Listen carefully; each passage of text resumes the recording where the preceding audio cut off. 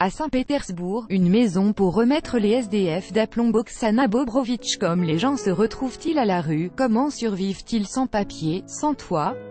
Quelles sont leurs chances de revenir à une vie normale? Spoutnik est allé chercher les réponses auprès de l'organisation caritative Nochleska, qui existe à Saint-Pétersbourg depuis presque 30 ans. Nochleska est un mot imprononçable pour un français, mais qui veut tout simplement dire en russe « foyer pour les sans-abri ».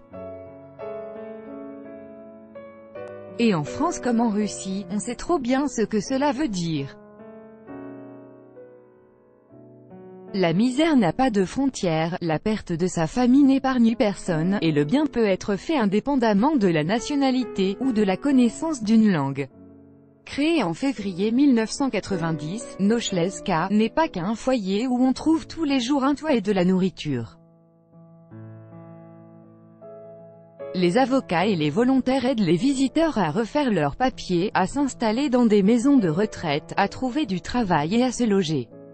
On peut y rester de quelques semaines à un an, en fonction de la complexité de la situation de chaque personne et d'un plan d'accompagnement que l'on a élaboré avec lui. En moyenne, les gens passent de 4 à 5 mois. Nochleska, c'est triste d'être conscient que nous avons de plus en plus de travail. On a de plus en plus de moyens pour aider de plus en plus de gens, mais on n'arrive toujours pas à pallier tous les problèmes, se désole la porte-parole de l'association Vlada Gasnikova. L'idéal serait d'avoir un foyer comme le nôtre dans chaque arrondissement de la ville. Le local principal, la base, ne propose que 52 places, c'est d'après Vlada 1000 fois moins que ce qu'il faudrait pour Saint-Pétersbourg, et c'est pourtant le foyer le plus grand de la ville. La ville est immense, plus encore pour celui qui souffre de problèmes de santé. Le foyer peut être tout simplement inaccessible et cela peut coûter la vie à certains. Surtout en hiver. Par temps froid, on rajoute de grandes tentes pour accueillir son sans-abri supplémentaire. Copyright photo. Nochleska, Pierre Jacquard. Copyright photo. Nochleska, Ekaterina Berlinskaya et Eugénie Ivanov. Copyright photo. Nochleska, copyright photo. Nochleska un quart copyright photo. Nochleska, Pierre Jacquard. Nochleska, l'un des volets de l'action du foyer est le bus de nuit, qui rappelle les actions du SAMU social, où les bénévoles nourrissent des personnes dans le besoin. Seul le chauffeur et le coordinateur de projet sont salariés, et le projet serait impossible à mettre en œuvre sans l'aide de volontaires. Copyright photo. Norlejkeil, bus de nuit. Vlada Gasnikova énumère les initiatives de Nochleska. Nous nous sommes concentrés sur les projets humanitaires de première urgence, ne pas laisser les gens mourir de faim. Dans notre bus de nuit, on peut avoir un dîner gratuit. Dans la blanchisserie socio-culturelle, on peut laver et repasser gratuitement ses vêtements. Dans une petite guérite, on distribue des vêtements d'occasion, des produits d'hygiène et quelques médicaments de base. Plus de 1000 bénévoles ont travaillé au sein du foyer depuis que Nochleska existe et par la suite, nombre d'entre eux sont devenus ses employés. Au fil des années, de nouveaux corps de métier bénévoles sont apparus au sein de l'association. Ce sont non seulement des serveurs et distributeurs de nourriture ou de vêtements, mais également des traducteurs, designers, rédacteurs en chef, programmeurs, responsables des relations publiques, avocats, médecins et psychologues qui ont apporté leur soutien. Presque 10 000 personnes par an reçoivent de l'aide au sein de nos divers projets. Mais nous avons également en moyenne 200 personnes qui suivent un programme individuel de réinsertion.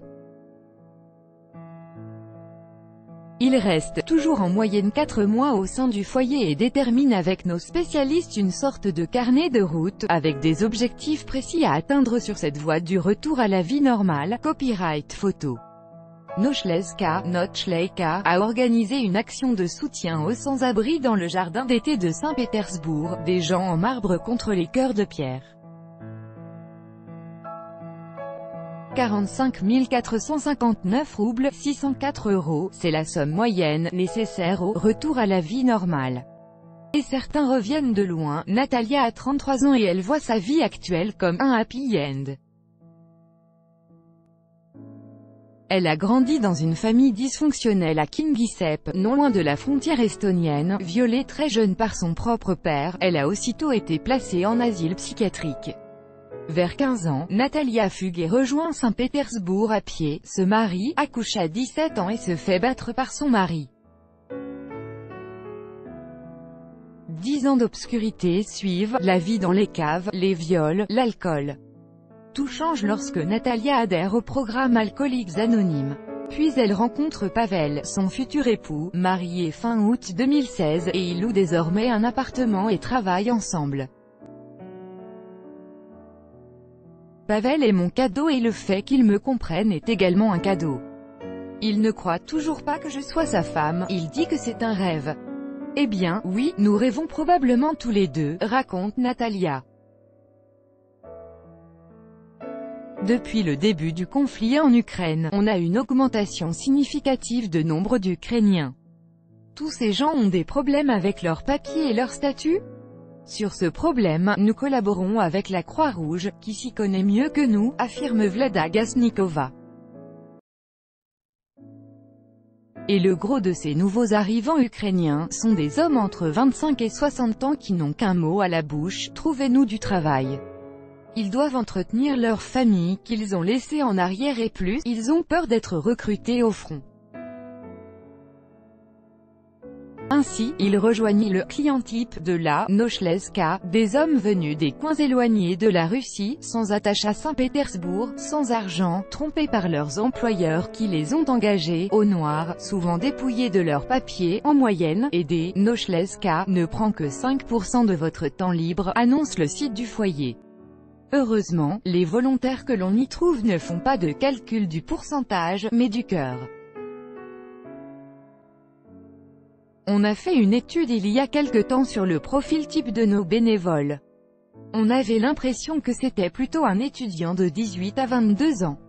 Mais en réalité, le groupe le plus actif, c'est plutôt la tranche d'âge des 24 à 31 ans, avec 80% de filles. Alexandra, traductrice, Irina, femme au foyer.